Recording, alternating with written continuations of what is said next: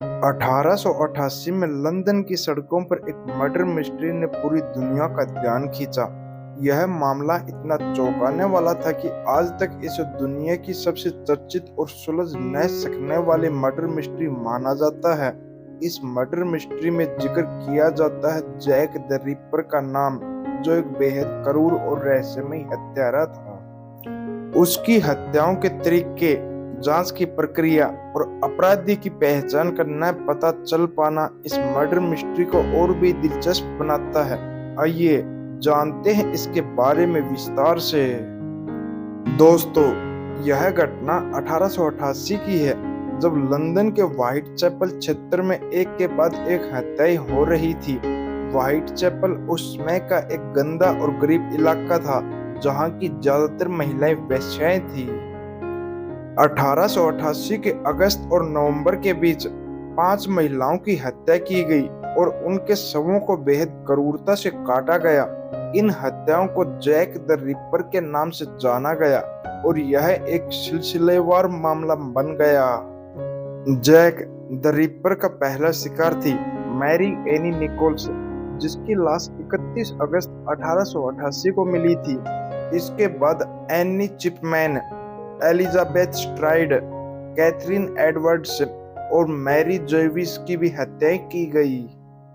हत्याओं के समय हत्या के तरीके में एक समानता थी, जिसमें शिकार की आंतों को बाहर निकाला गया था और शरीर को क्रूरता से विकृत किया गया था। जैक द रिपर की हत्याओं का तरीका बेहद बर्बर और क्रूर था। प्रत्येक हत्या का तरीका लगभग एक जैसा था। हत्या में मुख्य रूप से चाकू का उपयोग किया गया, जो किसी पेशेवर चिकित्सक या सर्जन के द्वारा इस्तेमाल होने वाला जैसा था। यह हिंसा इतनी विवश थी कि शव के अंगों को निकाल लिया जाता था। इन हत्याओं की शिकार मुख्य रूप से वेश्याएं थी, जो रात के समय सड़कों पर अकेली होती थी। यह एक बहुत बड़ी कड़ी थी, जिससे अनुमान लगाया गया कि अपराधी का उद्देश्य सिर्फ महिलाओं को निशाना बनाना था। हत्याएं उस तरीके से की जाती थी जिनसे यह स्पष्ट होता था कि अपराधी शिकार को पहले गला दबाकर बेहोश कर देता था और फिर बाद में चाकू से हमला करता था। हत्या के बाद महिला के शरीर के अंगों को बाहर निकाला जाता था और उसे विकृत कर दिया जाता था। जैक द रिपर के हत्याओं की विशेषता यह थी कि ये हत्याएं इतनी निर्दयपूर्वक की गई थी कि कई लोग यह सोचने लगे कि क्या यह किसी पेशेवर डॉक्टर या सर्जन का काम हो सकता है। 1888 के समय में लंदन पुलिस की जांच प्रणाली उतनी विकसित नहीं थी। इसके बावजूद पुलिस ने इस मामले की जांच की शुरुआत की। हालांकि केस सुलझाने में उन्हें कई समस्याएं आई। उस समय पुलिस की प्राथमिकता अपराधियों को पकड़ने से अधिक शिकारियों की तलाश करने पर थी। व्हाइट चैपल में कई अपराध होते थे और यह क्षेत्र बेहद गंदा और अपराधपूर्ण था, जिससे पुलिस के लिए मामले को सुलझाना और भी मुश्किल हो गया। हत्याओं के वक्त कोई गवाह सामने नहीं आया। कई बार यह अनुमान लगाया गया कि अपराधी जानबूझकर ऐसा करता था ताकि उसे पकड़ने में पुलिस को कोई भी सुराग न मिले। इस मर्डर मिस्ट्री के बारे में मीडिया में बहुत सी अफवाहें फैल गई थी। कुछ पत्रों ने दावा किया कि जैक द रिपर ने एक पत्र पुलिस को लिखा था, जिसमें उसने खुद को अपराधी बताया और हत्या के बाद और भी हत्या करने की धमकी दी थी। इस पत्र के कारण पुलिस के लिए मामले को सुलझाना और भी कठिन हो गया। उस समय आधुनिक फोरेंसिक तकनीकों जैसे डीएनए परीक्षण और फिंगरप्रिंटिंग का कोई इस्तेमाल नहीं था। पुलिस केवल आंखों देखी गवाही और सुरागों पर निर्भर थी। जब यह मामला मीडिया में चर्चा का विषय बना, तो पुलिस ने कई संदिग्धों की पहचान की और उन्हें गहराई से जांचा। कुछ संदिग्धों के नाम भी सामने आए। पहला, आर्थर सैलिवन, एक चिकित्सक जिसे पुलिस ने संदिग्ध माना था, लेकिन इस पर कोई ठोस सबूत नहीं मिला। दूसरा, डेविड कोनन, कुछ रिपोर्टों के अनुसार यह आदमी इस मामले का संदिग्ध था, हालांकि वह भी निर्दोष साबित हुआ। तीसरा, मेलरिस्ट, एक अन्य शख्स जिसे इस मामले में शामिल किया गया था, लेकिन कोई ठोस सबूत नहीं मिला। चौथा, यूसुफ अब्दुल्ली, एक आरोपी जिसका नाम भी मीडिया में उछला, लेकिन उसे भी बरी कर दिया गया। इन सभी संदिग्धों के बावजूद जैक द रिपर की असली पहचान आज तक अज्ञात ही रही। यही कारण था कि इस मर्डर मिस्ट्री को कभी सुलझाया नहीं जा सका।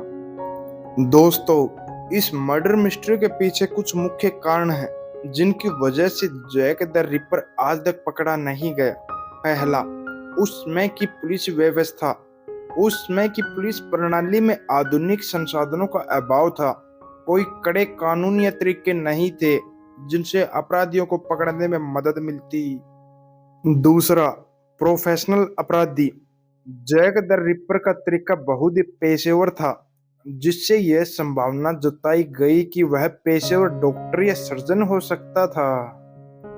तीसरा, शिकार की पहचान। यह सभी महिलाएं वेश्याएं थी और उनके शरीर को विकृत करना दर्शाता था कि अपराधी का उद्देश्य शायद समाज के इस वर्ग को निशाना बनाना था। चौथा, फर्जी पत्र और अफवाहें। जैक द रिपर द्वारा भेजे गए पत्रों और पत्रिकाओं ने पुलिस को उलझा दिया, जिससे उन्हें असली अपराधी का पता लगाने में मुश्किल हुई। दोस्तों, आज तक जैक द रिपर का असली अपराधी का पता नहीं चल सका है। कई नई थ्योरी सामने आई, जैसे कि जैक द रिपर एक मानसिक रूप से बीमार व्यक्ति था जो महिलाओं के साथ अत्याचार करता था, या फिर यह एक पेशेवर व्यक्ति था जिसे शिकारियों के शरीर के अंगों से कुछ विशेष जानकारी हासिल करनी थी। हालांकि अब तक कोई ठोस सबूत नहीं मिला है और इस मर्डर मिस्ट्री ने हमेशा के लिए इतिहास में अपनी जगह बना ली है। क्या जैक द रिपर का अपराध कभी सुलझेगा? यह सवाल अब भी अनुत्तरित है और शायद यह रहस्य हमेशा के लिए बना रहेगा।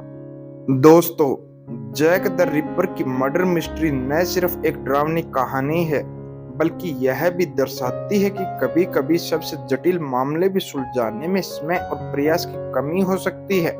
आज भी यह एक रहस्य बना हुआ है और शायद हम कभी नहीं जान पाएंगे कि असली अपराधी कौन था। लेकिन यह मर्डर मिस्ट्री हमें यह सिखाती कि अपराधियों को पकड़ने के लिए हमें सत्य और ठोस सबूतों पर आधारित जांच करनी चाहिए और हर कदम पर सावधानी बरतनी चाहिए। दोस्तों, अगर आपको हमारी आज की मर्डर मिस्ट्री ने चौंका दिया है और आप भी जैक द रिपर जैसे दिलचस्प और रहस्यमयी केस के बारे में और जानना चाहते हैं, तो वीडियो को लाइक करें और अपने दोस्तों के साथ शेयर जरूर करें। साथ ही अगर आपने अभी तक चैनल को सब्सक्राइब नहीं किया है तो सब्सक्राइब कर ले, ताकि ऐसी और भी दिलचस्प कहानियां आप तक पहुंच सके। धन्यवाद। मिलते हैं अगले वीडियो में।